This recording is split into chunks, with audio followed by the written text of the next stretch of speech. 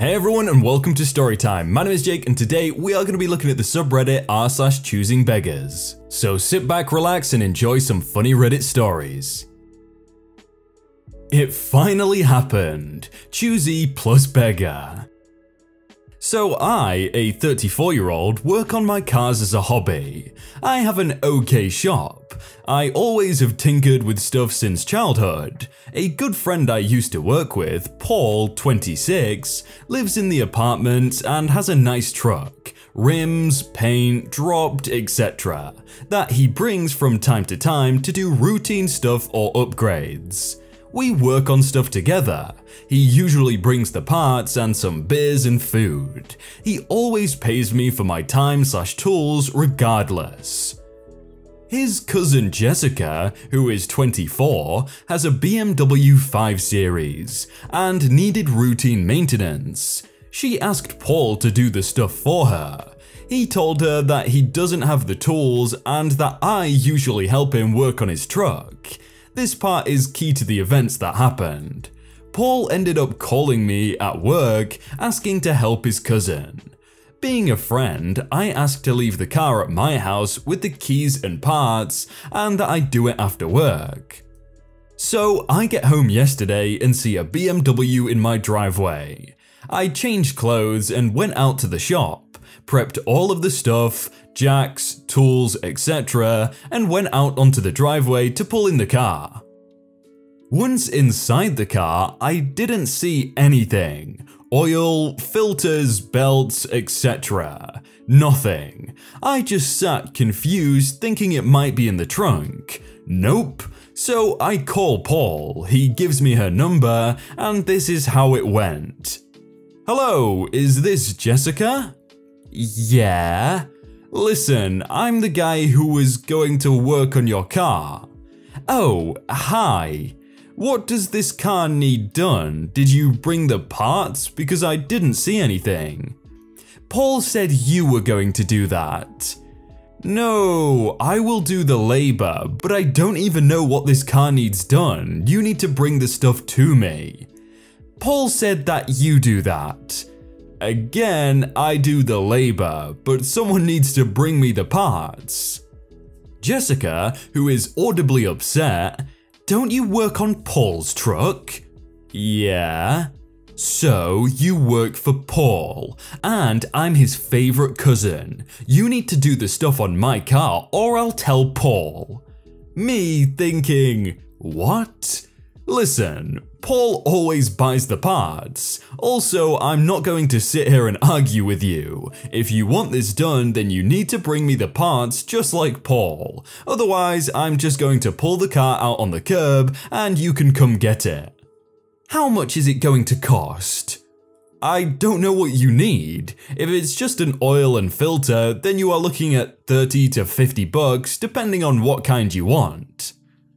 That's a rip-off. I can get it cheaper at the BMW place. Listen, you are more than welcome to go over there and have it done by them. I'll go ahead and pull the car out front. Click. Not 10 minutes later, Paul calls. Hey, what's going on? My cousin called and said that you are refusing to do the work. Hey man, what's up? Nah, I'm not refusing to do the work. I'm refusing to pay for the parts. The car was in my driveway without any parts. I don't know what she wants done.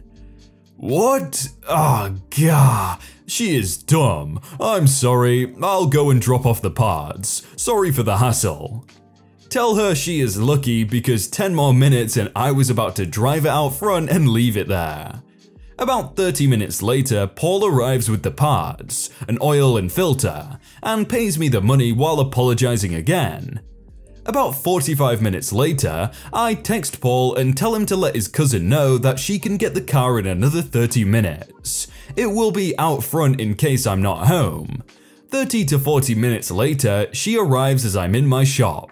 I hear a loud screech from a girl I assume is Jessica. Ah, WTF, I thought you were going to fix my car. I began walking out front to wonder what is she talking about. I'm calling Paul right freaking now. Hey Jessica, everything okay? You just wait until Paul gets here. What are you talking about? Where are the things that you were going to do to my car? You didn't do anything. What things are you talking about? I did the oil/filter change. Paul said you were going to fix my car. I open the hood and show her the clean dipstick/oil and then point to the toe with used oil that came out. She still goes on and on about fixing the car, and at one moment she points at the wheels. She ended up going and sitting in the car she came in with somebody else, while on the phone with whom I assume was Paul. They end up driving off, leaving the BMW. Then it hit me. Did she think I was going to do upgrades to this car? About 30 minutes later, Paul is pulling up with Jessica in tow, flying out of the passenger side. I'm still in my shop facing the car. Paul, your mechanic didn't do anything to my car. What are you talking about? Yeah, look, it looks the same. He didn't do anything. Don't pay him. You need to fire him. Did this chick actually think I work for Paul? What are you talking about? He did the oil change. That's what you paid for. I didn't want that. I wanted it to look good. I want my money back. You need to fire him and not pay him. Paul, visibly upset. What are you talking about? He doesn't work for me. I live in a bad apartment and have an old truck. He owns his cars and owns a house with an actual shop. He is a good friend and helps me work on my truck. You paid for a routine maintenance, which is an oil and filter, not wheels. If you wanted wheels, you need to pony up another $1,000 to $2,000. Jessica had the confused Pikachu look. She takes her keys and drives off as I'm having trouble holding in my laughter. As soon as she goes around the corner, Paul bursts out laughing and I could not hold it in anymore. You see, Paul right there, he seems like a good dude. I like Paul. I don't like Jessica, but Paul seems cool. Potential client is offended by quote. This is a short story, but a little context always helps.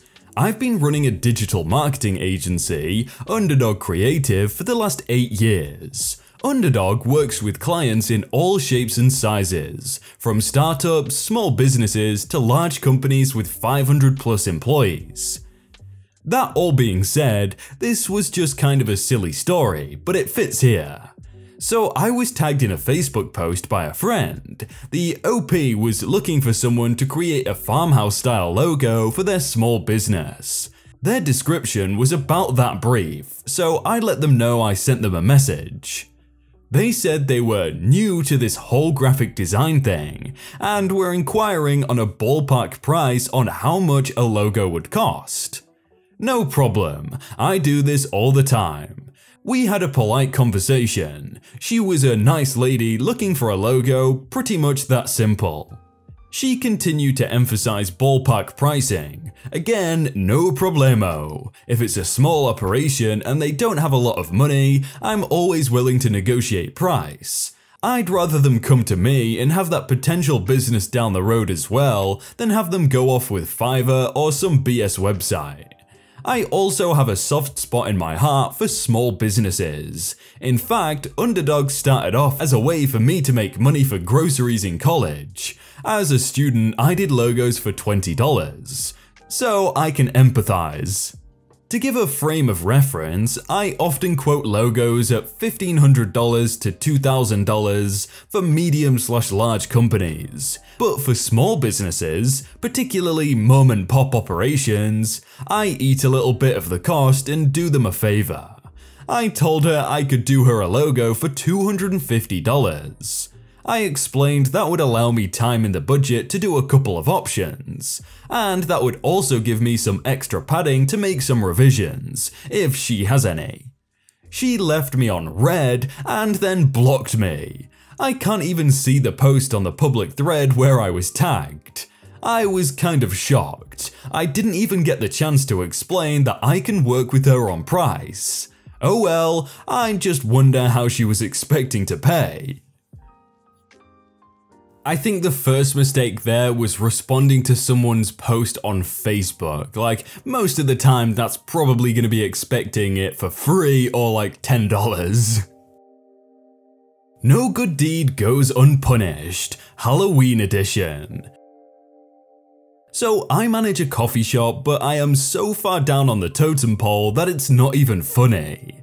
The company wasn't doing anything fun for Halloween, so I said screw it. To foster a sense of community, I'm going to have goodie bags for any kid that comes in on Halloween. It was nothing special, just some dollar store stuff, not candy to include those with food allergies, in a bag with a ribbon to brighten the kid's day. Do you know how many kids I've given bags to? Maybe 5. Do you know how many grown adults have taken a bag because it's free, despite me telling them it's dollar store kid stuff? Too many to count. But the worst part? The number of adults that actually got mad at me for not supplying bags of candy and gift cards. Out of my own pocket, for my 700 customers daily. Apparently, if I'm going to cater to kids, I also need to give presents to the adults. And this is why next year, everybody will be getting a big fat nothing. When they said, oh, I'm so far down the totem pole and nobody else decided to do it, it's probably because they already tried to do something the previous years and they had the exact same response, so they were like, nope, we're not doing this again. Choosing Beggar plus kids come trick-or-treating for money in a bar.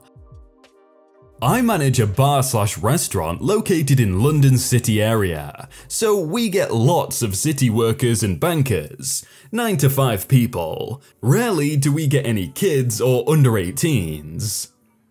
Last night at about 6:30 PM, the bar was full of people drinking. I noticed 2 women come inside and at the same time around 6 little costume kids sprinting in separate directions inside the bar. They start asking everyone, trick or treat, with their little baggies.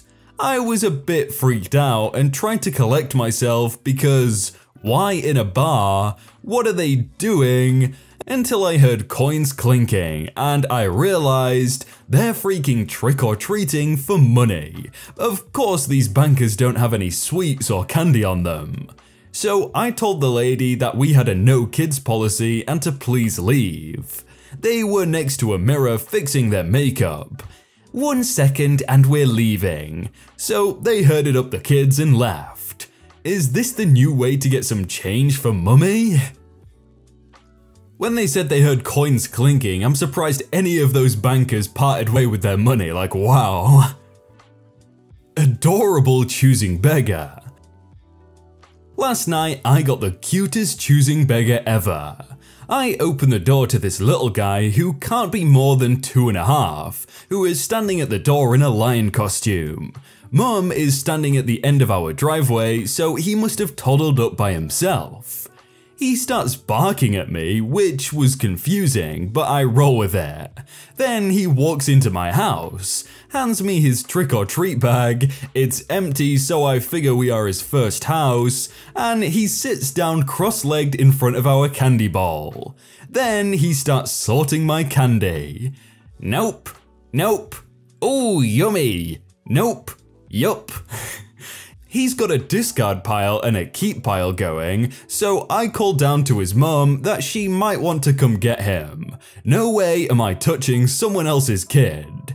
Before she can make it up the driveway, he's taken his bag back from me and put all 12 or so candies he liked inside, and he's decided he wants a few bags of Cheetos as well. Mum was super apologetic and explained we were his first trick-or-treat house ever, and clearly he didn't understand how it all worked. She offered to give it all back, but I told her he might as well keep it. No point starting Halloween off with tears. As he's leaving, I tell him he's got an awesome lion costume, and he growls at me and tells me he's a puppy. Alrighty then. I think at 2.5, everyone is a Choosey Beggar. Family begging outside supermarket fosses me for giving them a brand new bottle of orange juice. I was on my way to the supermarket and saw this family of 3, father, mother and daughter, begging for food and alms outside the supermarket. It was gonna be a hot day, so I went in and bought a bottle of orange juice for myself and one for them. Came out and promptly gave it to them and said it'll help them get through the hot day. They legit hand me the juice back and go, "We don't want your juice. What kind of person gives juice anyway? You should give us 10 euros instead of this juice." Guess who had 2 bottles of delicious and fresh orange juice to take them through the hot day?